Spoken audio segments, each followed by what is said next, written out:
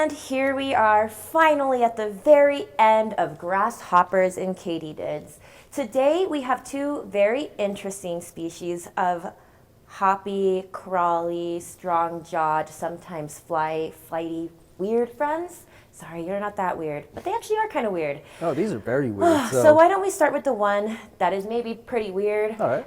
And I'm the least terrified of this one. Nice, and this one is one of my favorite orthopterans. So this is actually a type of grasshopper called the horsehead grasshopper.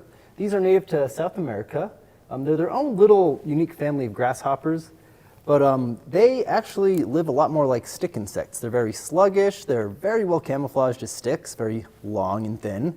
They don't really jump that much, but they can use these legs to get a pretty good leap in. And they eat nothing but foliage. They live up in the canopy in the rainforest, just eating whatever leaves in the tree they're living in.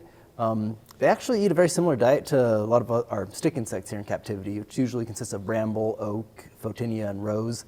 So we treat them as a stick insect. Yeah, it's probably why I'm not terrified of them. I do find them really interesting because you can see they have these kind of cute little weird alien heads. They have this little. Sure, I guess just do that. So these also have some extreme sexual dimorphism. That is a full-grown male, and this is a full-grown female. As you can see, they look almost like different species. But if you look at that cute little face, they almost look like some sort of weird Muppet alien character. I know, I love them. They have this little bulbous thing on their head, little tiny antennae. You can see their eyes, and then their mouth is actually down here, which is really cool. Yeah, what's fun with these is they lay their eggs in the ground, and the eggs take over a year to hatch. So you have to get your soil conditions just right, the right depth, moisture, airflow, and you have to maintain that for a year, and then all of a sudden a bunch of little babies just come out one day, and you'll see them all over the tank. And actually, this is our first in-house generation we've grown here. How cool. She hatched from her egg, and he hatched from his egg back in July. That's super cool. Okay, I guess we need to move on to the thing that terrifies me most in this entire Bugarium. Oh, yes. I guess I'll see if he wants to go back into his little habitat. Goodbye, friendly ones. Thank you for being calm and chill. All right. Let's get that little leg in there. And now let's do, the one I've been dreading most. The Jason, Malaysian bush katydid. take it away. Mechapoda elongata. So this is a pretty typical katydid. It looks very much like foliage. Some come in green forms, some are in more of the brown forms, depending on seasonality. And like the horsehead grasshoppers, they're mostly leaf eaters, although they will take advantage of a molting insect that they find in the canopy, including each other. But they're mostly vegetarian. But they'll bite you, right? These? No. Are you sure? Oh, yes. I don't like this at all. Oh, no. I don't want this. So Where did it go? they can fly. Where'd it go? She's over there. I'll go get her in a minute. Here, I have up to the ground right now. I can't even run away.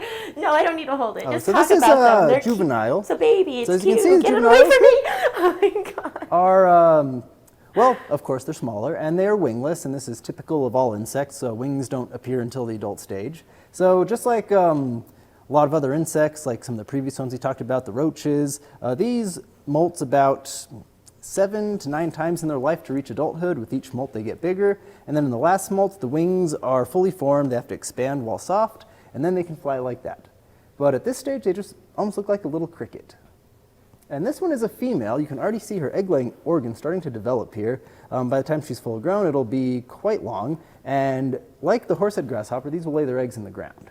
So you don't want to hold the little one? I don't. I'm sorry. Okay. No, thank you. She can go away. Yeah, there's just a loose one just around us somewhere. And yeah, katydids. Can we still, okay, yay, katydids. End of the episode. Let's move on to here's an adult else. female, so I can hold her like this. And you can see that big egg-laying organ there. It almost looks like a stinger, so, if you didn't think they were freaky now. Yeah, they're terrifying. That's just for laying terrified. eggs. I'm glad that you put her can back. hold that like that. Yeah, let's move on. Join us next week when we talk about literally anything else other than these. I hope you learned something. If you want to know more, come see him at the Bugarium.